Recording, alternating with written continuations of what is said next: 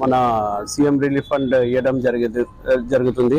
దాదాపు ఈసారి 32,25,538 రూపీస్ ఇస్తున్నాం. ఇంకొకటి ఇది 7th సీఎం రిలీఫ్ ఫండ్ ఇవ్వడం జరిగింది. మొత్తం వచ్చేసి నంద్యాల అసెంబ్లీ కాన్స్టిట్యున్సీ వచ్చేసి 76,91,290. ఇది మన ఇప్పుడు వరకు 7th రిలీఫ్ ఫండ్ అండి. ఎందుకంటే ఇప్పుడు చాలామంది పేదవాళ్ళు కానీ చాలామంది ఎవరంటే హాస్పిటల్లో చాలామంది బీదవాళ్ళు ఉంటారు.